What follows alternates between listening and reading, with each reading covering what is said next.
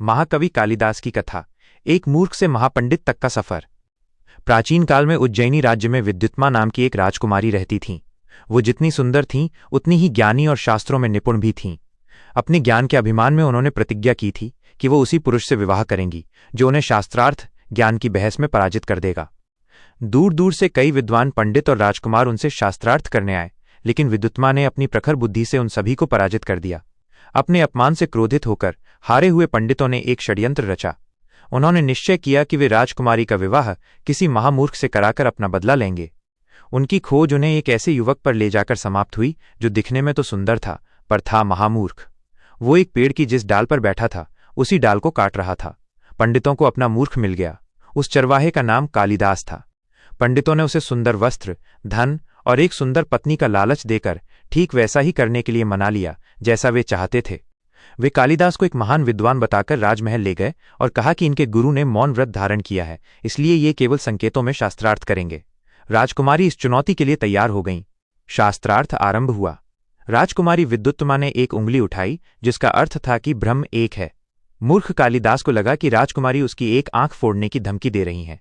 जवाब में उसने 2 उंगलियां उठा दीं, मानो कह रहा हो कि तुम मेरी एक आंख फोड़ोगी तो मैं तुम्हारी दोनों आंखें फोड़ दूंगा। चतुर पंडितों ने तुरंत इस संकेत का अर्थ समझाया। हमारे गुरु कह रहे हैं कि यद्यपि ब्रह्म एक है किंतु उसी के 2 रूप हैं, जीव और जगत। राजकुमारी प्रभावित हुईं और उन्होंने अगला संकेत दिया। उन्होंने अपनी 5 उंगलियों वाला खुला पंजा दिखाया जिसका अर्थ था कि सृष्टि 5 तत्वों से बनी है। कालिदास को लगा कि राजकुमारी उसे थप्पड़ मारने की धमकी दे रही हैं। उसने जवाब में एक जोरदार मुट्ठी दिखाई, मानो कह रहा हो कि तुम मुझे थप्पड़ मारोगी तो मैं तुम्हें घूंसा मारूंगा। पंडितों ने फिर स्थिति संभाली और अर्थ बताया। गुरुवर कह रहे हैं कि भले ही 5 तत्व अलग अलग हैं, पर जब वे एक साथ मिल जाते हैं मुट्ठी, तभी एक सुगठित सृष्टि का निर्माण होता है। अर्थात 5 इंद्रियों पर नियंत्रण करके ही मन को साधा जा सकता है।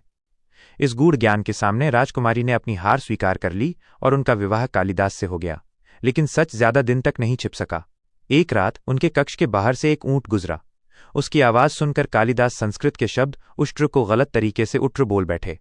ये सुनते ही विद्युत्मा को सारा षड्यंत्र समझ में आ गया। उन्हें पता चल गया कि उनका विवाह एक अनपढ़ मूर्ख से हुआ है। क्रोध और अपमान से भरकर उन्होंने कालिदास को महल से बाहर निकाल दिया और कहा, जब तक तुम सच्चा ज्ञान और प्रसिद्धि प्राप्त नहीं कर लेते तब तक लौटकर मत आना। इस तिरस्कार से कालिदास का हृदय टूट गया। वे दुखी होकर भटकते रहे और अंत में मां काली के एक मंदिर में पहुंचे। निराशा में उन्होंने अपने प्राण त्यागने का निश्चय किया। जैसे ही वे ऐसा करने वाले थे, उनकी तीव्र भक्ति और निराशा से द्रवित होकर मां काली स्वयं प्रकट हुईं। उन्होंने कालिदास की जिह्वा पर ज्ञान के अक्षर लिख दिए और उन्हें दिव्यता, बुद्धि और अद्वितीय काव्य प्रतिभा का वरदान दिया। अब कालिदास पूरी तरह बदल चुके थे। वे एक परम ज्ञानी और कवि के रूप में वापस महल पहुंचे और दरवाजा खटखटाया। अंदर से विद्युत्मा ने पूछा, अस्ति कश्चित् वाग्विशेषः, अर्थात क्या आपकी वाणी में कोई विशेष विद्वता है? अपनी पत्नी के इन 3 शब्दों के उत्तर में नवज्ञानी कालिदास ने 3 महाकाव्यों की रचना कर डाली, जिनमें से प्रत्येक महाकाव्य उनकी पत्नी द्वारा बोले गए एक एक शब्द से प्रारंभ होता था। वाना शब्द से उन्होंने महाकाव्य कुमार संभवम की रचना की। 2 कश्चित् शब्द से उन्होंने खंडकाव्य मेघदूतम की रचना की।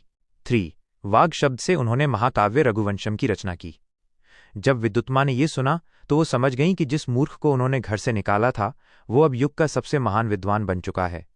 इसके बाद कालिदास ने कई और अमर रचनाएं की, जिनमें उनका सबसे प्रसिद्ध नाटक अभिज्ञान शाकुंतलम भी शामिल है, जिसे विश्व साहित्य की श्रेष्ठतम कृतियों में गिना जाता है। इस प्रकार एक साधारण चरवाहा अपमान और भक्ति के बल पर महाकवि और कविकुल गुरु कालिदास बन गया, जिनकी रचनाएं आज भी संस्कृत साहित्य को प्रकाशित कर रही हैं।